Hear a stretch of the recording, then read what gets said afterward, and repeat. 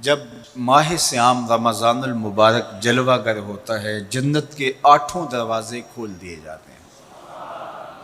جہنم کے دروازے بند کر دیے جاتے ہیں اور شیاطین جکڑ دیے جاتے ہیں۔ اللہ جل شانہ اس موسم رحمت میں خاص عنایات اپنے بندوں پہ فرماتا ہے۔ ایک نفل ادا کرنے سے فرض ادا کرنے کا ثواب ملتا ہے اور ایک فرض ادا کرنے سے 70 فرائض ادا کرنے کا ثواب ملتا ہے۔ اسی طرح راہ خدا میں 1 روپیہ دو گے تو 70 روپے خرچ کرنے کا ثواب ملے گا۔ اسی طرح باقی نیکیاں بھی جتنی بھی ہم کرتے ہیں، وہ ایک نیکی کریں گے تو 70 گنا اجر ماہ صیام میں ہمیں نصیب ہوتا ہے۔ اس لیے اہل ایمان کا یہ طریقہ ہے کہ وہ اس مہینے میں کثرت کے ساتھ تلاوت کرتے ہیں، کیونکہ ایک مرتبہ اگر قرآن مجید پڑھ لیا تو 70 مرتبہ قرآن مجید پڑھنے کا ثواب نصیب ہوا۔ ماہ صیام میں چونکہ شیطان بندھا ہوا ہوتا ہے، تو ہم اپنے آپ کو نیکی کی طرف اگر لانا چاہیں تو اتنی رکاوٹیں نہیں ہوتی جتنی عام دنوں میں ہوتی ہیں، لیکن اس کے باوجود بہت سارے لوگ ہیں جو رات کو بڑا پکا ارادہ کر کے سوتے ہیں کہ میں صبح وقت پہ اٹھوں گا اور نوافل بھی پڑھوں گا اور نماز بھی ادا کروں گا، لیکن جب صبح ہوتی ہے تو انہیں یا تو جاگ نہیں آتی یا نیند سے بیدار ہو جاتے ہیں، بستر سے اٹھا نہیں جاتا۔ جب کہ وہی شخص انہوں نے صبح سبزی منڈی جانا ہو تو چھلانگ لگا کے اٹھتے ہیں اور سبزی منڈی پہنچتے بھی ہیں۔ سستی طبیعت کا کسل نہیں ہوتا۔ عمومی طور پہ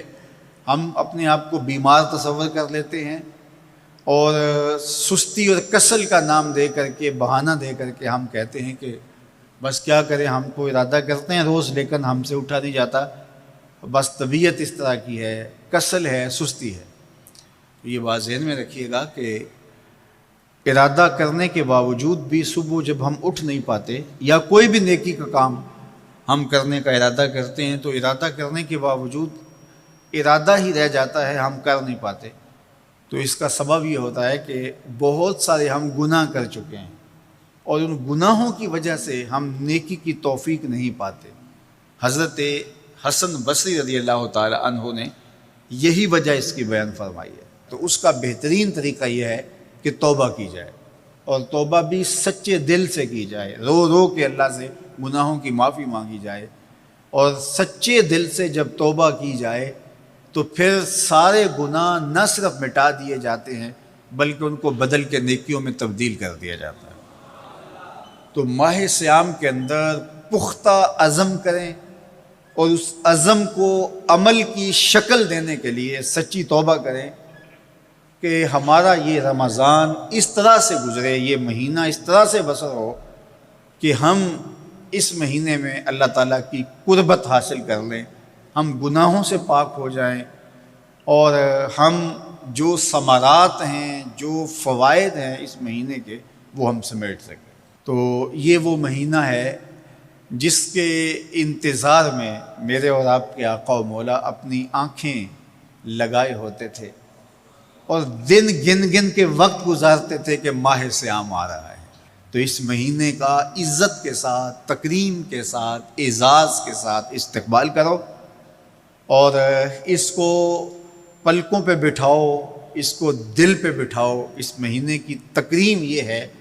کہ اس میں ہر برا کام چھوڑ دیا جائے۔ اگر کوئی شخص برا کام نہیں چھوڑتا اور روزے رکھتا ہے تو میرے اور آپ کے آقا و مولا کا ایک فرمان سن لیجئے، من لم یدع قول الزور والعمل بہ فلیس للہ حاجۃ فی ان یدع طعامہ و شرابہ۔ فرمایا کہ جو جھوٹ اور برے کام نہیں چھوڑتا، اس کے بھوکا اور پیاسا رہنے کی اللہ کو کوئی ضرورت نہیں ہے۔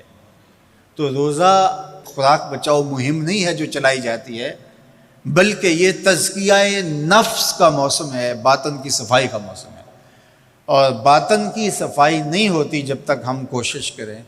آپ کے بدن پہ بہت ساری میل چڑھی ہوئی ہے اور جمی ہوئی ہے بدن کے ایک ایک عضو پہ میل، تو آپ پانی میں چھلانگ لگا کے باہر بھی آ جاتے ہیں تو میل نہیں اترتی،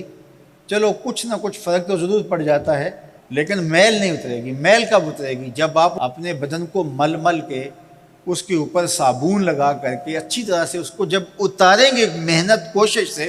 تو پھر آپ کا بدن مہک جائے گا، ہلکا پھلکا ہو جائے گا، میل اتر جائے گی۔ یہ موسم رحمت ہے، اللہ کی رحمتوں کا می برسے گا،